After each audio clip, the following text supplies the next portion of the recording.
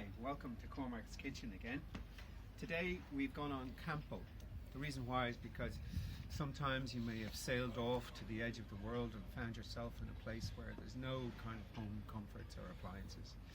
So if you happen to have a chainsaw or one of these and a log, all you need to do is to drill a few natty holes in your log, which I've prepared earlier, and that's very good because my battery's now dead.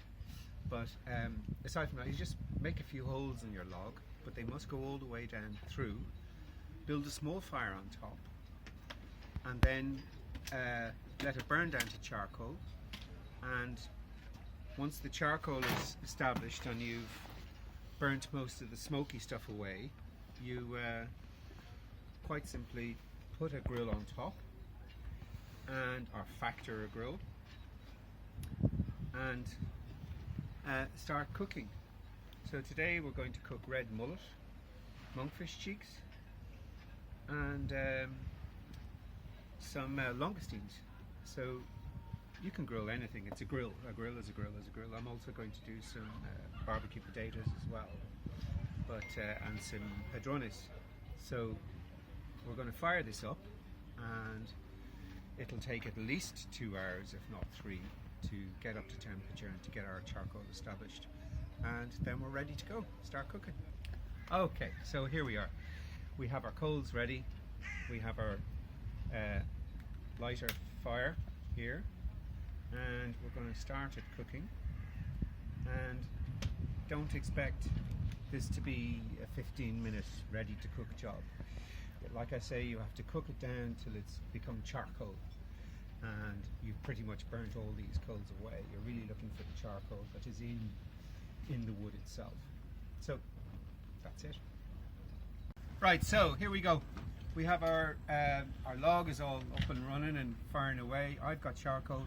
You could equally use just split small logs of timber. And here we go. We've a marinated red mullet. Stick that on. And here is another marinated red mullet that I'm going to stuff a bit of rosemary into, and that might just impart a little bit of flavour into it. Aside from that, we have some big hairy langoustines. Wow, look at those. Yeah, that I stole from Cavistons today. Well, I'm going to cook it like I stole it anyway, so you can interpret that as you will. Here's a lovely fresh Irish mackerel on the bone. That goes on there too. And just hope it doesn't roll off. Now,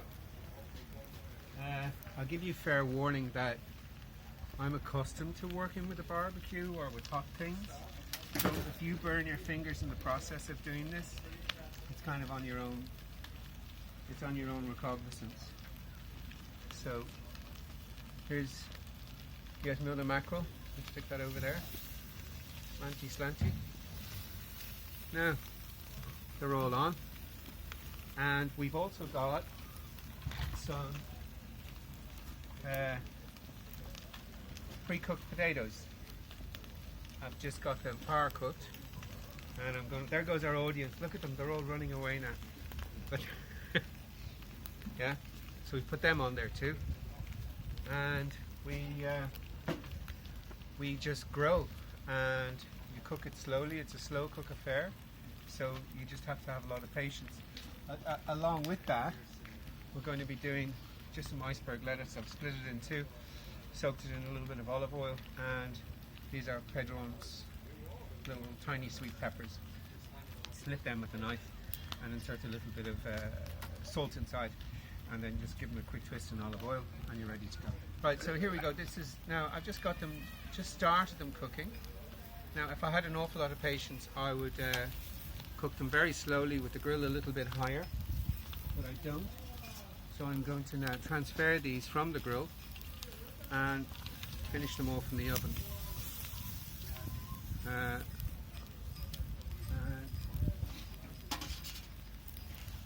You see,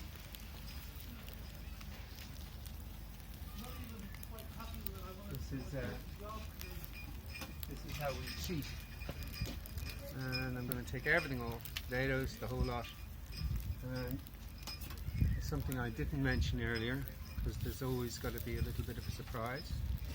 You flip that round so as you can get his arse burnt. Put that into the fire. The reason why I want to put that into the fire is just that it'll give it that little blast of perfume for my monkfish cheeks. My marinated monkfish cheeks.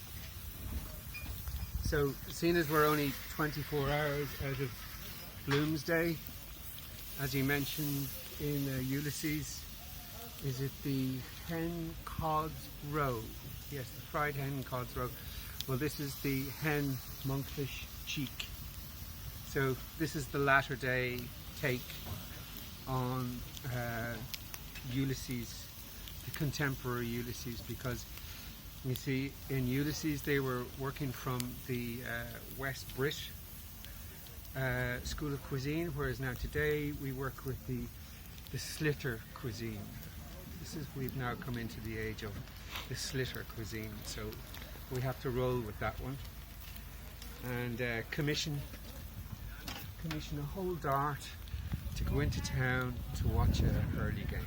We have our cod cheeks on, and now I'm going to take my iceberg lettuce and put a little bit of salt, a little bit of pepper, a bit of this, which is a marinade made by James. All you have to do is go to Cabason's and ask James for his famous marinade, and he'll more than happily sort you out.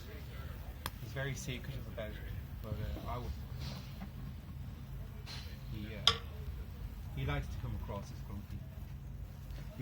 He likes to come across as grumpy. So, okay, that's just iceberg lettuce with the marinade on it, and these are padron peppers. Yeah, they're just a little sweet pepper. I know that they look like they might be a bit hot, but they're actually quite sweet. And these are good and started. Our monkfish cheeks. As I say, all of this could be completed on the grill with great patience, especially if you're only cooking enough to feed one. But in this case, we're doing a little bit more than this, and this is it's a very standard cheat to start stuff off on the grill and finish it in the oven. So you do get all the flavors of the grill. It's just that you are maximizing on your cooking area. So now, like I say, these are padron peppers. You see how quickly they begin to cook? See that? Yeah? You like that blister. You want them to blister.